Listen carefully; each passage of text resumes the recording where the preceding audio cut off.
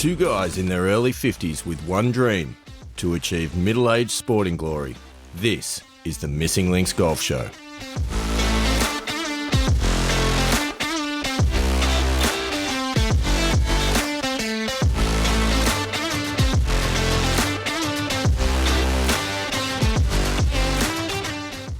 Yes, Andy Walker, two guys with one dream.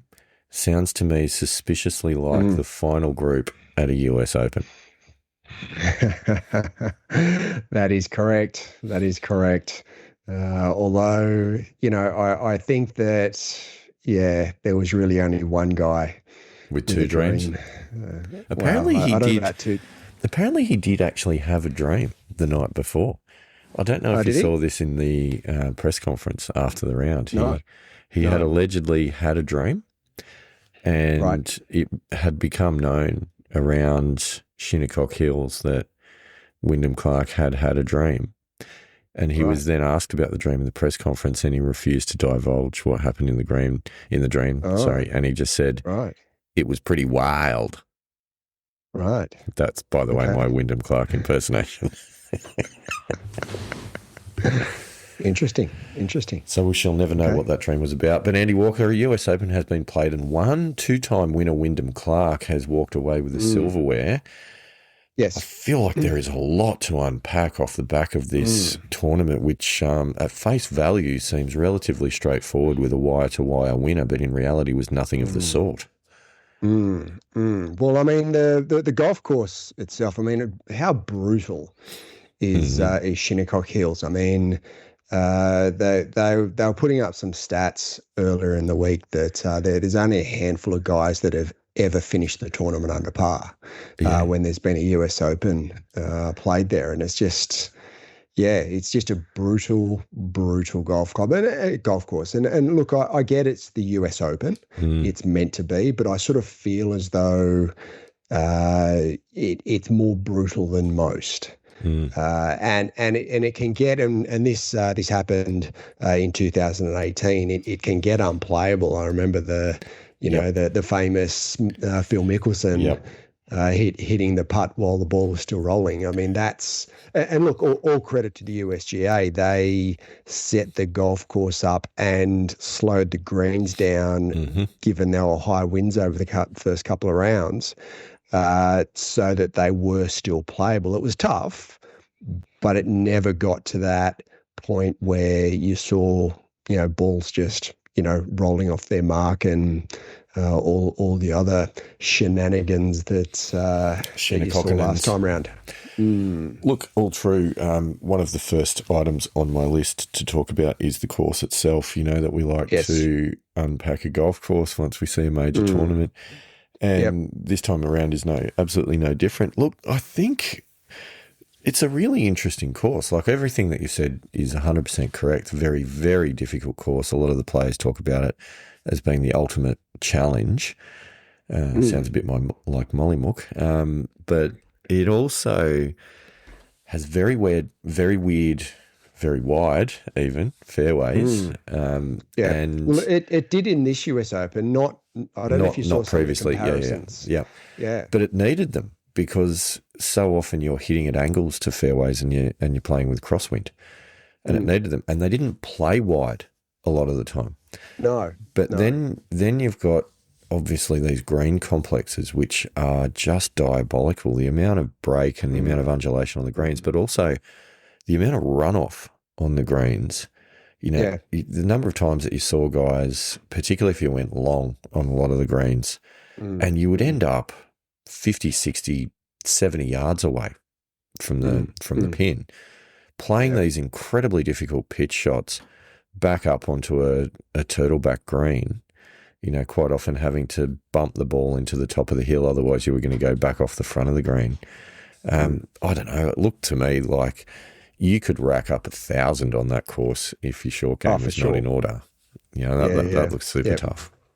Yeah, I mean, look, and probably the one that sticks in my mind is the 10th green. Yes. The 10th green where, you hit to the top of the hill and it sort of bounds down to the bottom of the flat. You've got like 1,000 divots there, Yeah. certainly by round four. Yeah. You had a lot of divots in that sort of catchment area. Then you've only got about somewhere between a 50 to 70 yard pitch, Mm. and you can't hold the green. Mm. So you're landing it anywhere from the middle to the back of the green, and It's see you gonski. later. It's gone, and Yeah. you've got an incredibly difficult little pitch coming back that you could very easily do Oh, exactly the same absolutely. thing, right? Absolutely. Um, but it's I was listening to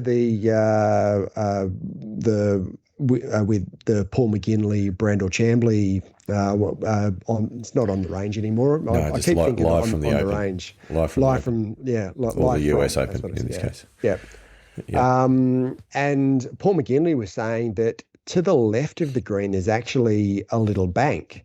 And he said, like, his strategy would have been to just pitch it into to the bank on the left. And yeah, you're going to have a 40-footer, as opposed to, Pitch. trying Yeah. to land a pitch in an incredibly small area.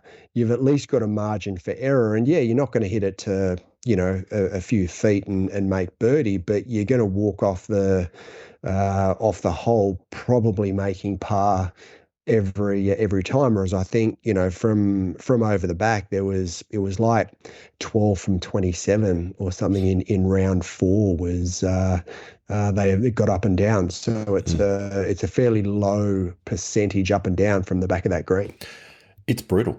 The other thing which I noticed watching was the greens themselves. So, obviously there's the undulations, there's the challenges with reading the greens, but the type of grass, the Poa grass that they use to make these greens, you might have noticed if you saw any low level shots, particularly late in the day, with the way that those greens react as they dry out, the ball was just not rolling particularly true. There was a lot of wiggling on its line and bouncing up and down. So very, very unusual surfaces and very difficult surfaces.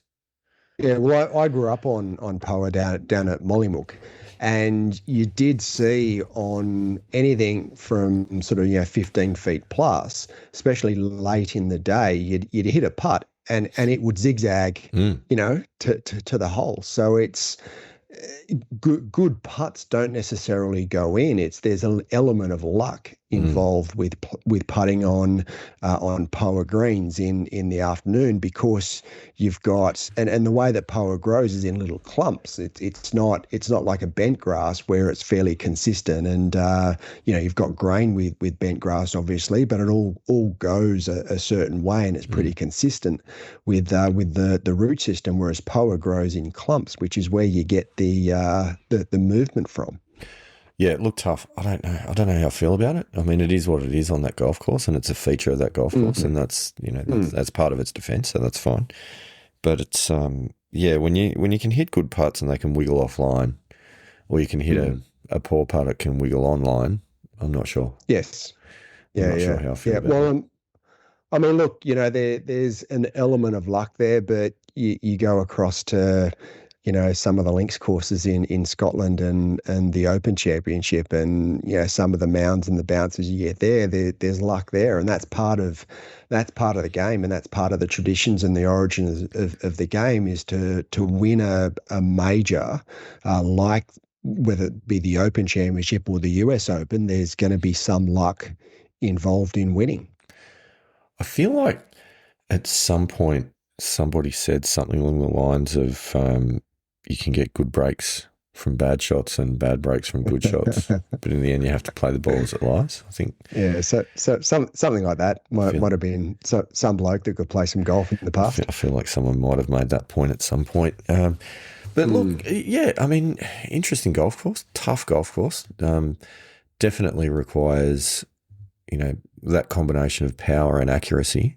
And I think it was a scrambler's golf course as well, because it was a sort of place that you're going to be presented with some difficult shots around the greens, and the ability to get up and down, is absolutely going to be the difference. And to be honest with you, that's what Wyndham Clark did over the 4 days. Like, I don't think I've ever seen someone scramble like he did, and make pars out of nowhere, and in some instances, like on 16 on the last round, make birdies out of nowhere as well. I think he had absolutely no right to be making birdie, and probably very little right to be making par from where his drive ended up on that hole.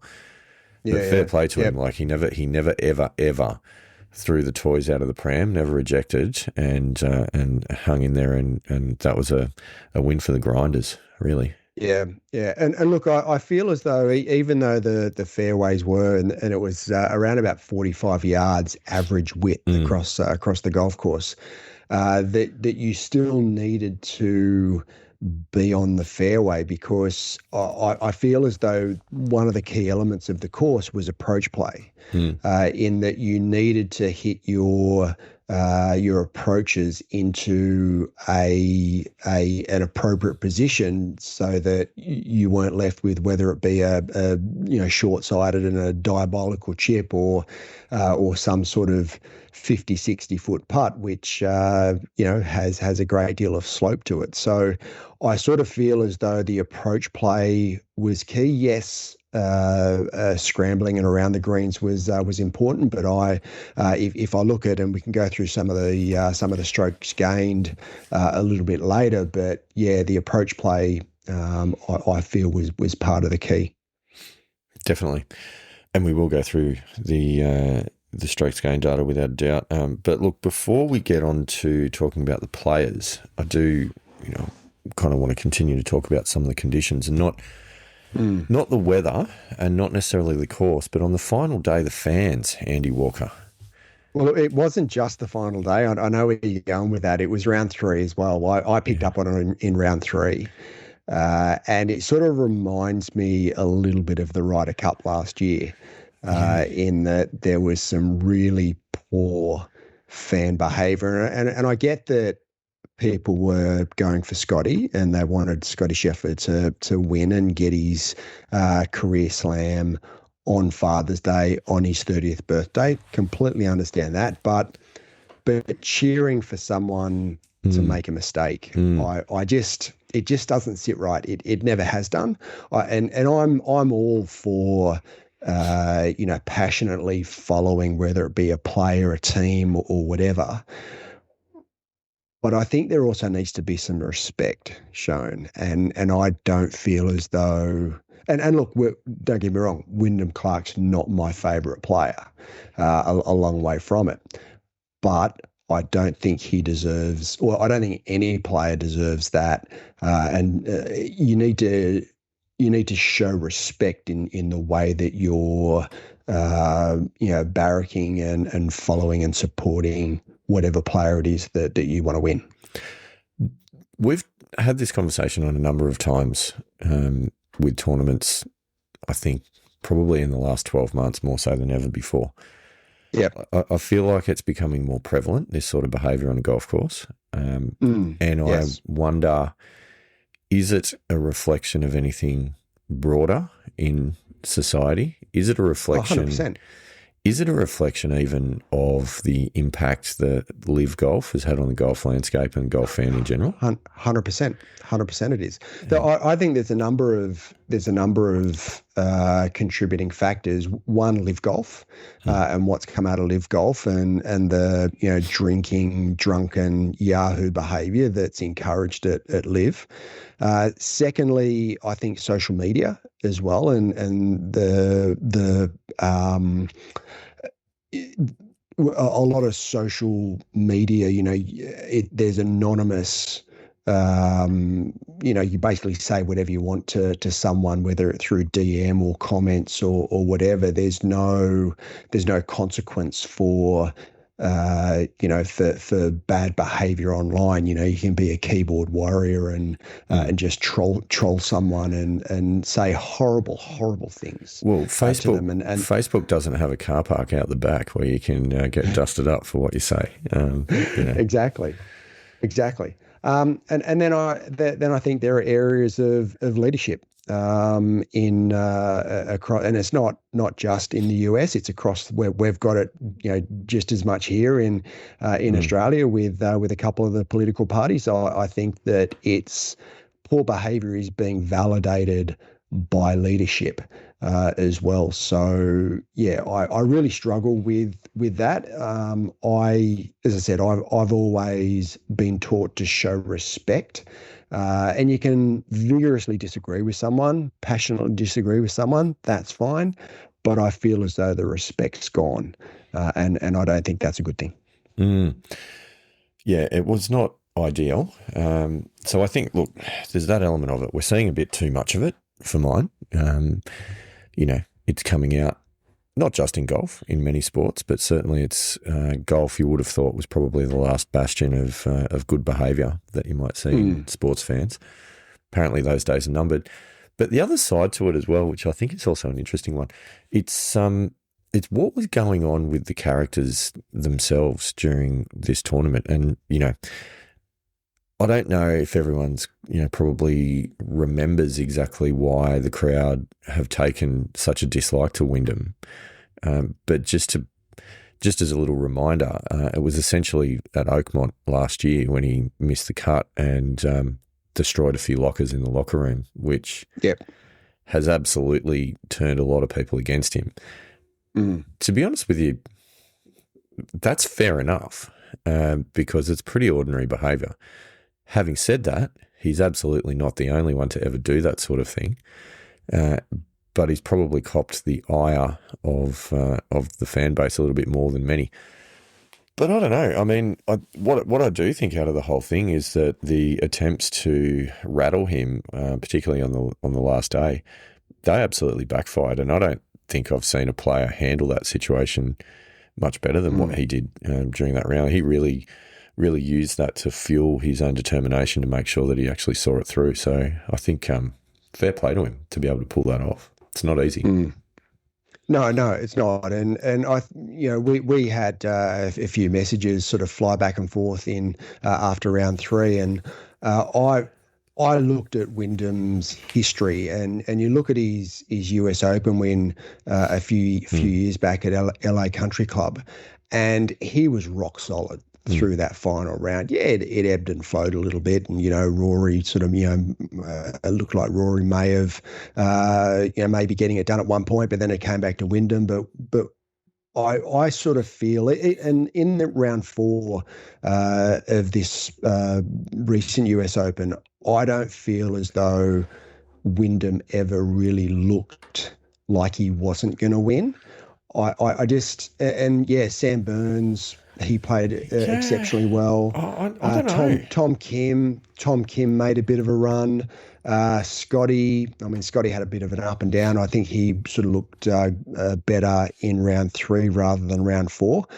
But for me, watching the round, and I was sort of watching it pretty closely and how the players were reacting and what they were doing, I think even though the lead went from 6 down to 1, I still feel as though Wyndham Clark looked rock solid and was always going to win. That's just how it seemed to me. Yeah, it's interesting that you say that, because I didn't feel that way, I've got to say. A guy comes out with a 6-shot lead, and usually it's going to go in one of two ways. It's either going to go in a bit of a procession where he blocks everyone out on the front 9 and then can cruise to victory on the back 9 and does it easy, and it's never really a threat. Or there's, quite the capitulation, and you start going backwards, and it's very, very difficult to turn the momentum around at that point. What I thought was really interesting is, he burnt the lead. It was a 1-shot lead at the turn. He dusted, and to Sam Burns, it was a 7-shot difference walking into that last round. It wasn't even after 9 holes. It was after 6 or 7 holes. I mean, I got up at 5:30 our time and turned on the TV, and it was only a 1-shot lead. And I went, oh wow, this is on. He's really capitulated. I did not think he was going to hang on to it at that point. I really didn't, and I think that there was a few things that happened, right? Like so Burns had done the right thing. He had made birdies, and he was chewing up the deficit from his side of the coin. Clark was also doing the right thing by Burns by walking backwards towards the field, and they were kind of meeting in the middle somewhat. So at that point, you think, well, if this trend continues, one guy has got the weight of expectation on his shoulders, and he's seeing his lead disappear. You can very easily get very tense at that point. I didn't think it was going to go the way that it did, but what ended up happening is that Burns kind of stalled just a little bit and missed a couple of birdie putt opportunities. Could have put himself in a situation where he had a one-shot lead in the clubhouse rather than being one shot short in the clubhouse. If that had happened, I think it could have been a very, very different experience over the closing holes. But I think the 10th hole for Wyndham Clark was critical, like that wedge approach that he's hit. And you were talking before how difficult it was to play that shot. And he sucked it back about 3 or 4 metres on a 50-yard pitch. Like, that was extraordinary. To make the putt, that made a massive difference. And then obviously the birdie on 16 made a massive, massive difference. So, it was so close. It could easily have gone either way. Yeah, I understand what you're saying. However, for me, and I guess I got up just as he was making that bogey on 7, right? So he was 3 over through 7 holes. And yes, he came back to the field. So Sam Burns was 3 under. And he was 3 over. So 6 shots. I think Sam Burns started even par at round 4. So all of a sudden, Sam Burns is 3 under because he got under very, very quickly. And then Wyndham Clark, being 3 over through 7, came back to Sam Burns. But it was only Sam Burns. There was no one else that was really chasing. That's right. And I feel as though Sam Burns didn't go on with it, whereas Wyndham Clark, just from the 8th hole, was just rock solid. He made 2 birdies, 2 bogeys, and I just didn't feel as though he looked like he was going to drop any further shots. I didn't watch the first 7 holes, and he potentially got off to a really shaky start and was quite nervous. So from what I saw from 7, 8 onwards, that's sort of, for me, that he just regathered himself and really, I think, finished it out over those last sort of 11 holes. Well, he did, because essentially they finished +3 and -3 for the day. So really it was at that point the race was run. But I do think it's quite remarkable for a player to have a lead such as that, to see it evaporate so quickly in the first half dozen holes. And to be able to steady yourself and steel yourself to the contest, and then continue to make those up and downs throughout the day. I actually think from a mental perspective, the fact that he was able to deal with that, the fact that he was able to deal with the adversity of the crowds, and also the fact that he's never really been known mentally as the player with the best mental game. There's been, this was well documented. He's had moments. It was documented quite well in the first season of Full Swing. There was the episode that talked about his issues with his mental game. However, he has partnered with Julie, is it Elion? I think is her name, his sports psychologist, and they got together in 2022. And I think, to be honest, we've got to get her on the show because she's done an incredible job with him. Yeah, I agree. It's pretty amazing. It's pretty amazing. Yep.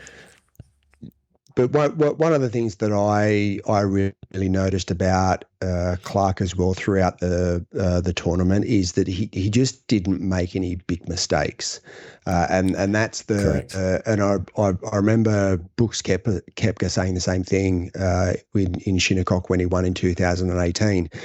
It's not so much chasing the birdies; it's just eliminating those big mistakes, and I feel as though Wyndham Clark did that exceptionally well over the 4 days.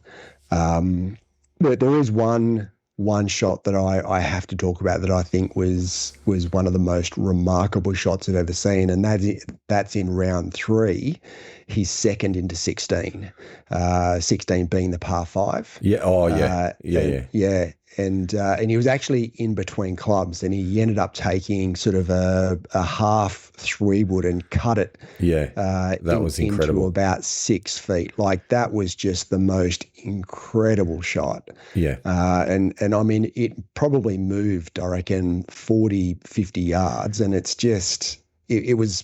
I think that eagle set him up for round 4. I sort of feel as though that was really the momentum that sort of carried him through. And I know he bogeyed 18, but I sort of feel as though that eagle on 16s, that momentum from that shot carried him a long way. Yeah, I completely do not disagree with a word of that. I think that was quite something. I actually, and I sent you that message after round 3. I was really wondering how much that bogey on 18 was going to come back to bite him in the final round, because I think, nobody likes to finish on a bogey, to come back and start the final round. And it really also did feel like, one shot, one simple shot could make a massive difference on that golf course. So I thought, I thought he did incredibly well, and I think,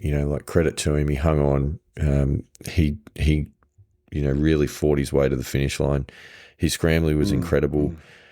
He made a lot of really, really important putts of decent distance, and I do want to talk to you about his putter as well, Andy Walker. The lead putter. I mean, how much lead tape has he got? I know, right? It's just incredible. I know. It's a spaceship now. And I saw that and I thought of you with your lead tape experiments.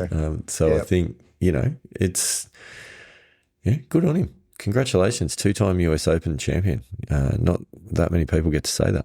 So amazing work. 100%. No, and what I really liked as well, and I think was a really nice touch and a little bit of an emotional touch, was his dad flew in, took the red eye overnight that he didn't actually know about. He didn't know his dad was there, and his dad flew in to watch him because he didn't see I think it was 2023 at LA Country Club. His dad wasn't there for that.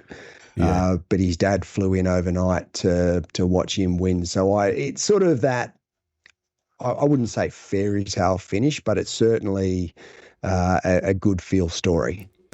Look, it was pretty cool. I don't know the backstory in their relationship or what the situation is or why he's not at more tournaments, but that intrigued me a little bit. So I'm curious to learn more about what has gone on there and why that was unusual. I think his old man's had a few health issues.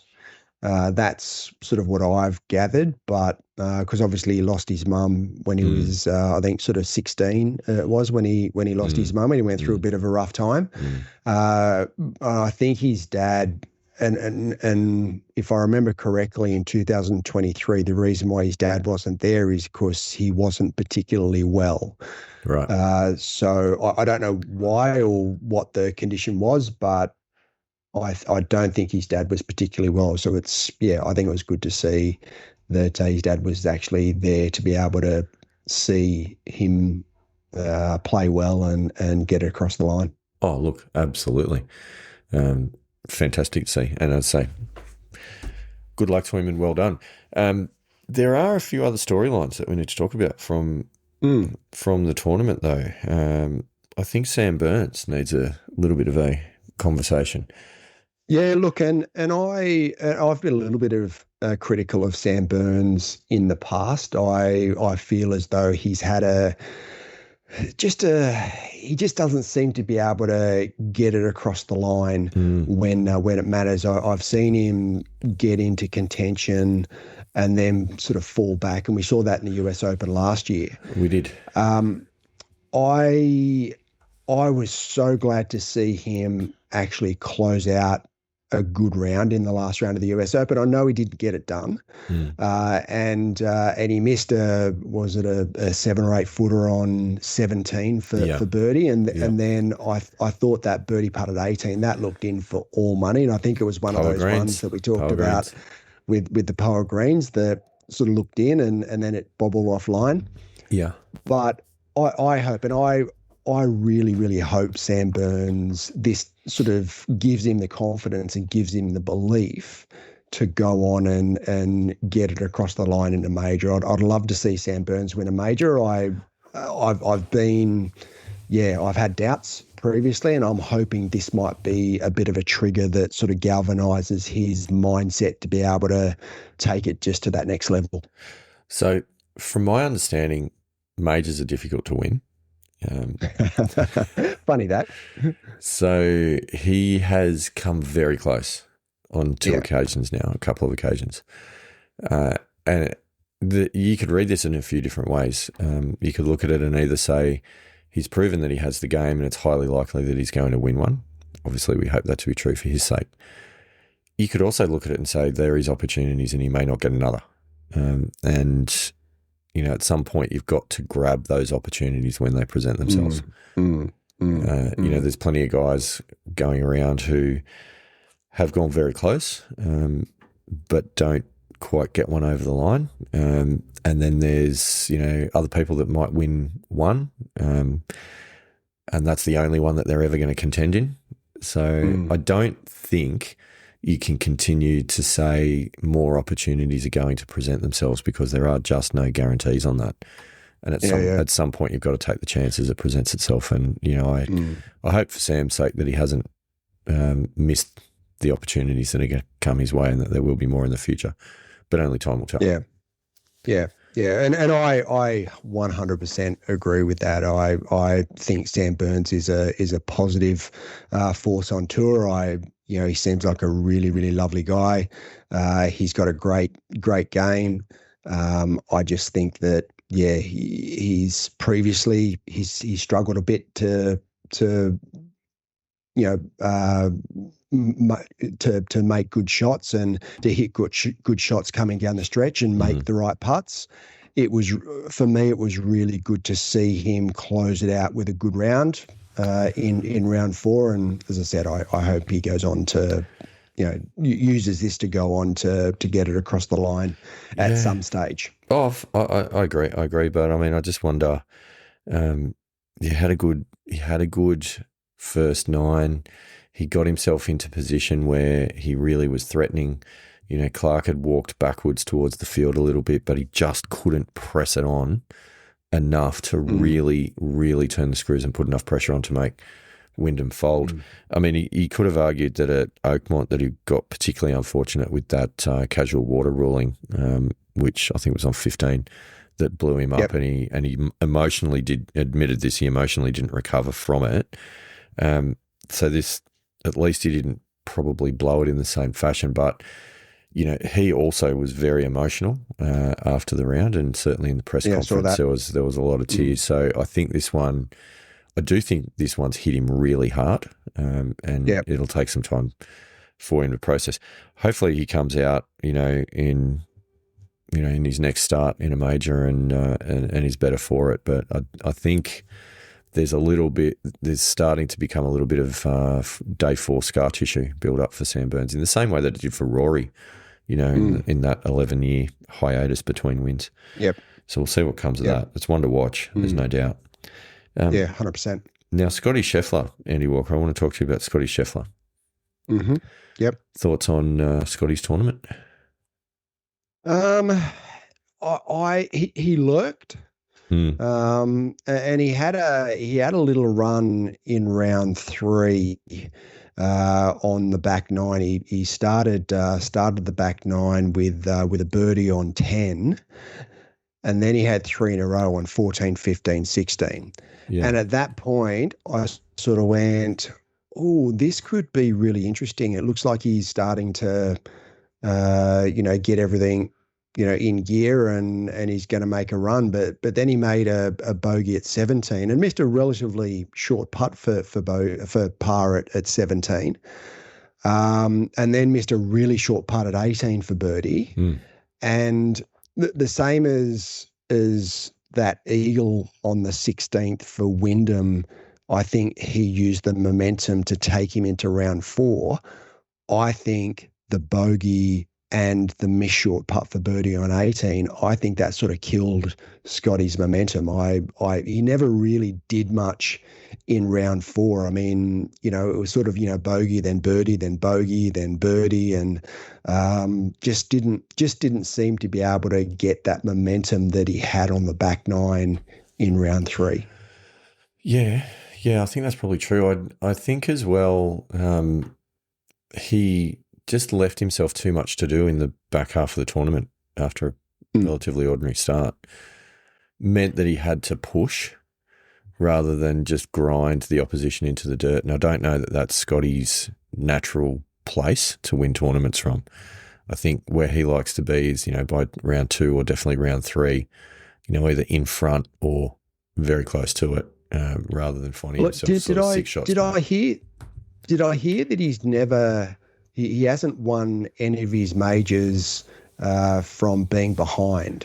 He's always been in the lead. Yeah, I think that would probably be right for the final round. For the 4 that he's won. I think that would be right because he doesn't have, for all of the incredible records that he's got and the talent that he's got, he does not have that Tiger Woods aura of inevitability chasing people down on a scorecard on day 4.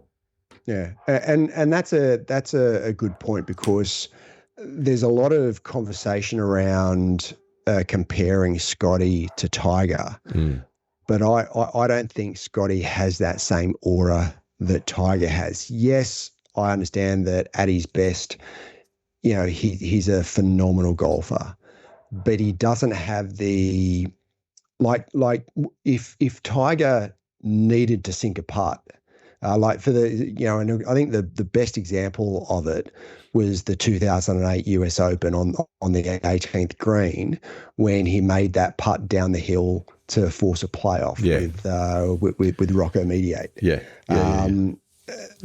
If you were to put money on Tiger to make a putt like that, right, chances are you're gonna do all right out of it. Whereas Scotty, I don't feel as though Scotty's got that same ability, I guess you could call it. Just doesn't. He's one of these golfers an X factor, that I think like he'll grind you into the dirt. But he doesn't have that, whether you call it an X factor or whatever, he doesn't have that aura that the Tigers and the Jacks and these guys had, where people looked at the leaderboard and went, oh yeah, Tiger's on the leaderboard, or oh, Jack's on the leaderboard. I think people look at Scotty and go, he's beatable. Yeah, this year definitely. I feel like if that final group was Tiger and Wyndham, and it was a 6-shot deficit and Wyndham posted 73, Tiger wins that tournament every day of the week. Oh, for sure. 100%. 100%. Because if you put and you take that, say Sam Burns, for instance, Sam Burns being 3 under for the first few holes and Wyndham Clark 3 over for the first few holes for the deficit to be won. Then Tiger wins that every day of the week. Every day. Tiger's not going to back out from that. Yeah.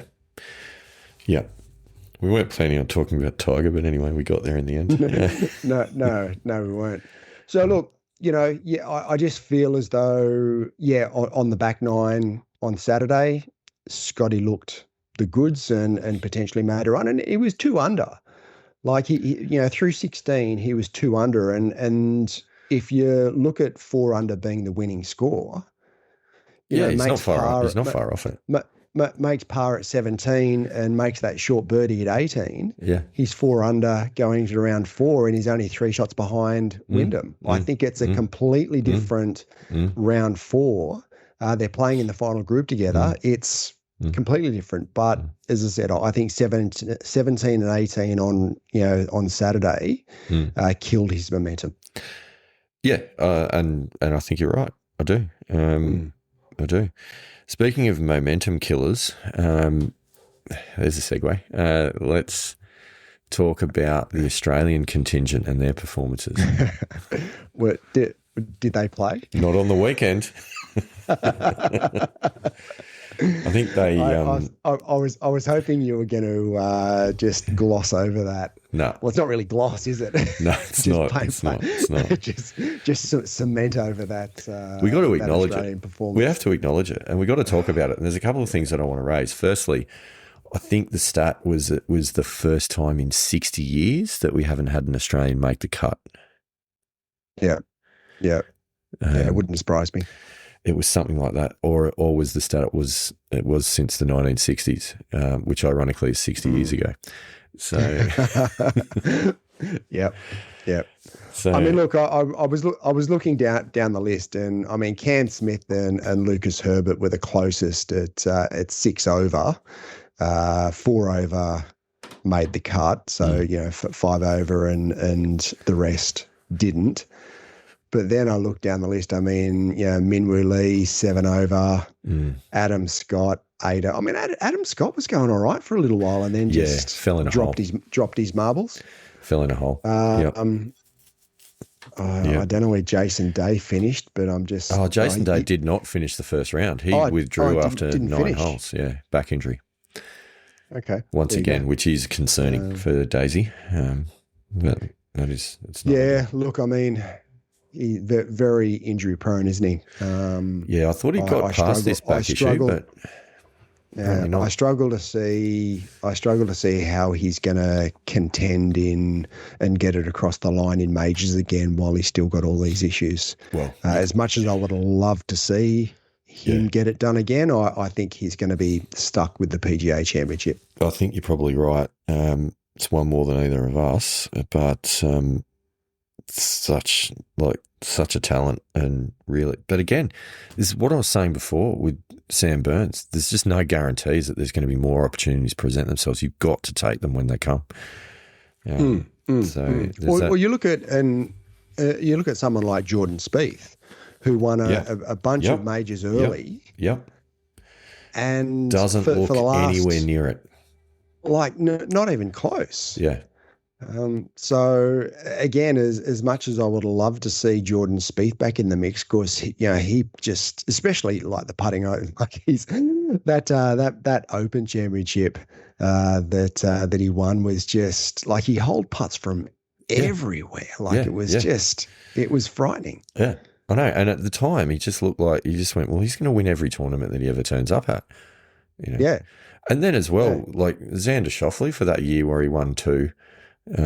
He looked like he was going to contend in every major that he's ever played in. Yeah. Colin Morikawa. I think. Obviously there was injuries with Xander, but coming back to Xander, I think Xander will contend again. I mean, he looked, he faded in the US Open. However, he looked pretty strong for quite a bit of the tournament. And the fact is that he injured himself, and it takes a long time to get back to that standard of being a major champion. So I've got a lot of confidence. I've got a lot of confidence that Xander will get back, and we won't see the last of Xander Schauffele winning majors. Yeah, and you're probably right, and I certainly hope you are, because he's a good player to watch. But there's so many who, at a point in time, look unbeatable and incredible. And I think that's the way of golf a little bit as well. Like you have guys who can float to the top for a period of time, but staying there consistently. And that's what sets guys like Tiger, like Rory, to a degree, Scotty, sets them apart from just the other really good players. Like they stay there for extended periods of time. Speaking of staying there for extended periods of time, a person that I do want to talk to you about is Adam Scott, who played his 100th consecutive major. Now, that is no small feat by any stretch. Given there's only one other bloke that's got to triple digits in consecutive majors, and I think all the Pilgrims know that I believe that he's the greatest golfer of all time. The G goat. It's just an incredible accomplishment. I mean, you go back to 2001, right, when that streak started, and it's just. Like, I mean, what were you doing in 2001? I mean, still playing cricket. we'd just started at bridge climb. I know, right? So we just started our mateship. Back way back when, like 25 years ago. Yeah, I know. It's incredible. The longevity, to remain healthy, injury free. To keep your tour card for that long, to be playing at a level. Just be at that level. To be qualifying for every major. And let's be fair, the majority of them he has had to qualify for because he has not had exemptions. He's only won the one major, which was the Masters back in 2013. So I don't think the majority of them he had to go through qualifying for. Not going through qualifying, but I mean, he's got to qualify insofar as he's got to be in the top 50 in the world, or he's got to earn his way into the field. He did. Was it last year that he actually did go through the qualifying? There was one of the, or was it Pinehurst that he went through? Yeah, there was one of the recent US Opens. I don't think it was last year. I think it might have been Pinehurst, where he actually did have to go through qualifying and made it through the last stage, I think, of qualifying to get into the tournament. Yeah, no, it's been an amazing run. I wonder though if you said to Scotty, and I will not for a moment downplay the enormity of his career and how important he's been to Australian golf. But I wonder if you asked him, heart of hearts, when you started out in your career, if we'd said to you were going to play in 100 majors. Consecutively. Yep. Are you happy to win just one? I wonder what he would answer. I would. I think every day of the week you would prefer multiple major wins rather than playing in consecutive majors. I don't think that's even a question. I think that's just a given that all the barometer, that bar, the benchmark, whatever you want to call it, of golfers' success is winning major championships. Yes, it's remarkable, playing in 100 majors in a row, but no golfer ever starts their career with that goal in mind. You don't see kids on the putting green going, "Oh, this putt to play in my 110th major championship." No, that'd be great. Do you know off the top of your head how many majors Jack played in? It was the consecutive was like 146. Yeah, I thought so. I think it's a long way. In fact, there was a story that because Jack and Adam got together just prior to the US Open. That's right. I heard this one. Yeah, it's a good. And they were having a bit of a chat, and Adam said to Jack, "Oh, look, I think your record's pretty safe." And Jack's turned around and going, "Yeah, I know." Yeah. Do you know how Which many, is pretty funny.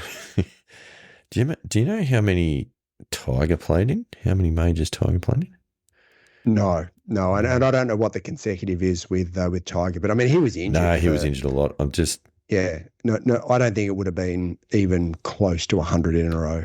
No. I'm just curious as to how many he played in total. No, I'm not sure. 90 major championships, winning 15. And I think that's the thing, right? Like he's won 15 out of 90. Jack's won 18 out of 140 something consecutively, potentially more that he's played in. Scotty's won 1 out of 100. So Jack has the record for losing the most number of major tournaments in the history of golf. That's interesting. Yeah. He came second like 18 times or no, 19 times. I think he came second more. Yeah, but he lost like 130 majors is my point. Yeah. Well, I mean, yeah, and when you... As in didn't win. Yeah, didn't win. But I think the astounding fact is that while he won 18, he came second in 19. So he actually came second more often than he came first. That to me is an amazing stat. There's some crazy stats out there. Scotty's lost the most number of majors in Australian golf history. I think it's fair to say, because he would have played in more than the Shark or anyone else. That's a very negative way of looking at it. But he's played. I think the Sharks still got the record of final day collapses or playoff losses. Coughing up a lead. Absolutely. Yeah, I don't think any Australian golfer is ever going to get that record, but we'll see. No, you certainly wouldn't want to. But no, I mean, I think we absolutely have to call out 100 consecutive majors. It's great work, Adam Scott. Congratulations. Certainly, in my view at least, well and truly on your way towards middle-aged sporting glory. 100%. A couple of notable mentions that I'd like to put forward. Tom Kim. Yeah, he was on my list. Good to see Tom Kim back into some form, because he was like 100+ ranking in the world coming into the event, and to see him back playing well and contending for majors, I think is a good thing. He's got a great personality. He's, and certainly for the, and I'm thinking sort of President's Cup. Well, the two Kims, Si Woo and Tom, I think are phenomenal for the President's Cup. Certainly for the international contingent anyway. I think, he's got some game, and I think to see him back in form and playing well is good for the game. I agree. He wasn't far away in the final round. If there was a couple of putts that could have gone his way, he would have given them a scare. But yeah, I agree. He's an immense talent, and certainly enjoy seeing him out on the golf course. It's nice to see a little bit of personality as well coming out on the golf course. You talked about Si Woo. Si Woo Kim, obviously, another quality player. I'd like to see him go at a few more flags though. I think he's not aggressive enough. He's just a little bit too conservative with his approaches. I'd really like to see him go at a few more flags, but anyway, he goes pretty well. Yep. Other one that I'd like to call out, not necessarily for the way they're played, even though he was tied for 11th, is Aaron Rai. Now, Aaron Rai waited on the back of the 8 or to the side of the 18th, and was one of the first to congratulate Wyndham Clark on his victory. And the more I see of Aaron Rai, the more respect I have for the dude. I mean, he's such a good guy, and I think that he was probably a little bit disappointed with maybe he wasn't disappointed with a tie for 11th, but to wait around and to congratulate the winner, I think huge raps to him. No, I absolutely agree, and I think from everything that I've heard, at least, there's not a bad word said about Aaron Rai in the locker room on tour. I think he's well respected and well liked, and for all of those reasons, just seems like a genuinely humble guy and a nice guy. Whilst we're on the Englishmen, I also want to give a shout out to the Fitzpatrick brothers. They finished in 22nd and 23rd. Matt at +4 and Alex at +5. A ding-dong battle for the Low Fitzpatrick award in the tournament. So well played to them. And another Englishman who was also tied with Aaron Rai is Justin Rose. We talked about longevity with Adam Scott, but Rosie also absolutely needs a shout out. So I think he was a bit quiet. I mean, he had a decent final day. He had 2 under in the final day, but he just didn't seem to. He just went about his work quietly. He was never threatening. No, never threatening. No. He was just sort of there and thereabouts. He had a very workmanlike performance, I think. But another solid top 20. Tommy Fleetwood also tied for 11th at +2. He had a +1 final day. He actually looked threatening early on the final day. He did. And then it got away from him just a little bit, which was a shame. But topping the English on the list in a tie for 7th is Tyrrell Hatton, who, along with Waco Neiman, who had a 4-under final day, which was extraordinary. They were both tied for 7th, and they flew the flag for the live contingent because, quite frankly, most of the rest of them didn't really feature. No, they didn't at all. And Waco, interestingly enough, got a 2-shot penalty for a club throw earlier in the tournament. Oh, really? Did he? Yeah. Okay. He did, which resulted in him getting I think it was a triple bogey on the hole with his penalty. So if you give him his 2 shots back for that, and I'm not suggesting that we should, but just if that penalty was not awarded, then he actually would have finished in a tie for 3rd at 1 under. So yeah, right. Okay. In terms of ball striking, he actually had a pretty good week. Nice. So nice. There you go. The other one that probably deserves a mention is one of the young amateurs, Ryder Cowan, that was leading after 9 holes. Got to play a couple more after that, unfortunately. four under through 9, but he made the cut. He was equal low amateur. So I think he seems to have some game. So it was good to see him get a bit of coverage and get some, get on the front foot. So that was good to see. No, there's definitely plenty of good performances. But look, at the end of the day, only 3 players under par for the tournament. Yep. Only 3. I think that says a lot about the difficulty of the setup and the conditions that they were faced with. But there you go. Yep. So just going through the strokes gain data, which, like I said, we would. So Wyndham Clark obviously was best strokes gained at plus 3.64 against the field. Breaking that down a little bit, his putting was not quite half of that at plus 1.53. Where'd that place him? At 5th. So, so best strokes gained putting at plus 2.78. Sepp Straka, who missed the cut at plus 8. How bad must he have hit it? Does that count? When you've only played half a tournament, does it count? Mine is 3.5 strokes gained tee to green. Yeah, wow. Okay. Sepp, big fella, what's going on? Funny. I think that's the first time I've ever seen anyone lead any stat and miss the cut. Can we please put the argument to bed that it's all about putting? Lead the strokes gained, miss the cut. Come on, Pilgrims. So back to Wyndham. So plus 0.7 around the greens. Approach play plus 0.78.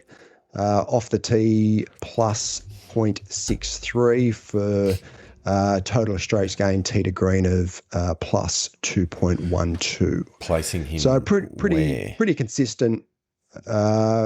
In total strokes gained was obviously number 1 and was number 5 again, strokes gained tee to green. So 5 tee to green, 5 strokes gained putting ends up being number 1 in total. Yeah, so basically he's just demonstrated that he was the best all-rounder for the week. He didn't have a weakness. Yep. Yeah. So Sam Burns was pretty close as well, plus 1.1 strokes gained putting. Then around the green, plus 0.37. Strokes gained approach, plus 1.55. So he was actually really good into the green. Yep. And off the tee, plus 0.36. And as I sort of look down the list, it's pretty similar. Tom Kim had a fairly similar stat. Scheffler, again, not quite as good in the putting at plus 0.49. Strokes gained around the green plus 0.34. Approach play plus 0.88 and off the tee 0.93. So he was pretty consistent across the board. I think that a lot of it, because when I'm looking at the strokes gained approach tee to green, a lot of the guys that had the most strokes gained are at the top of the leaderboard.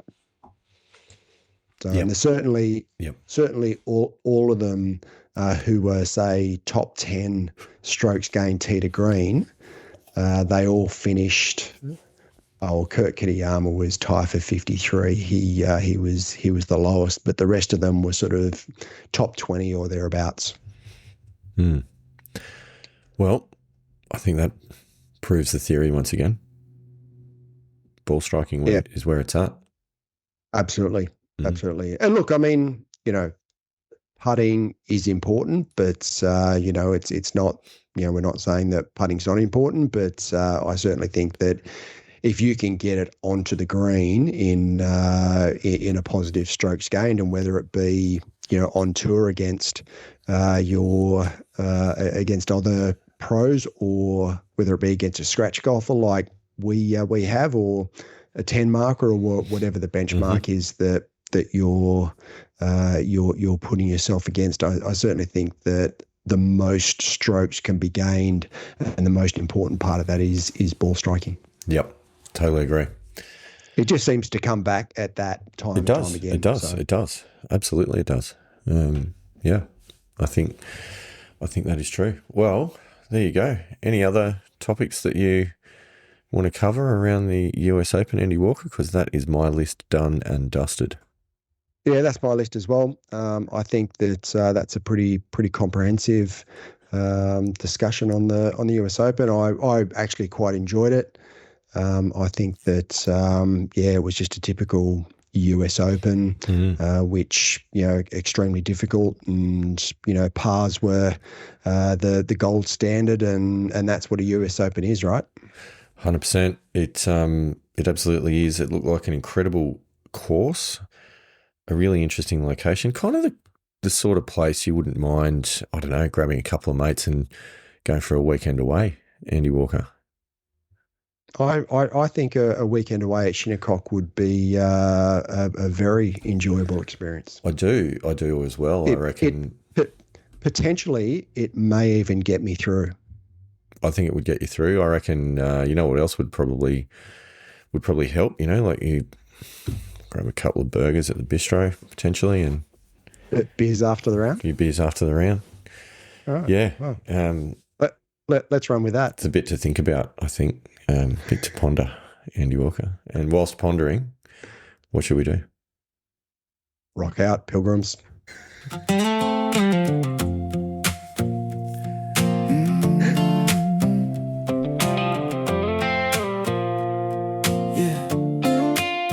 Pack the clubs in the car, hit that long highway. 4 mates in 1 car, all jokes on the way. Burgers from the bistro, beers after the round.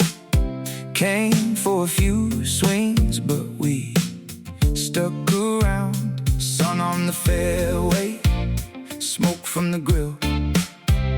One more cold one, yeah. Time stands still. Great food, big laughs, me and the crew. Good mates, good company, skies wide blue. Golf weekend away, no worries in view. A couple bad shots, but the beers taste true. From the first tee nerves to the clubhouse tune, it's the kind of weekend that gets me through. It gets me through.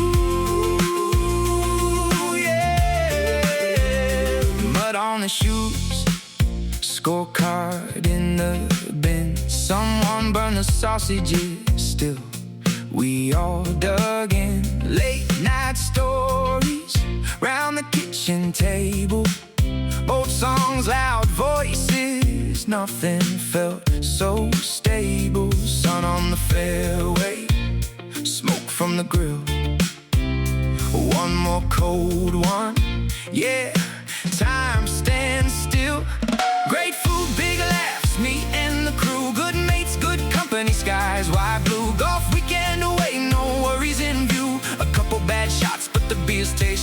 From the first tee nerves to the clubhouse tunes, the kind of weekend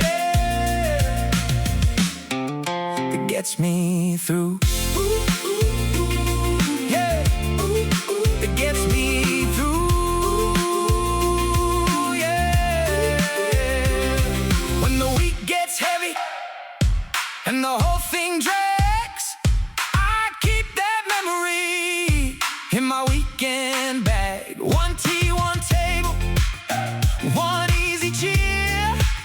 Take me back there, take me back there, yeah. Great food, big laughs, me and the crew. Good mates, good company, skies wide blue. Golf weekend away, no worries in view. A couple bad shots, but the beers taste true. From the first tee nerves to the clubhouse tune, it's the kind of weekend it gets me through.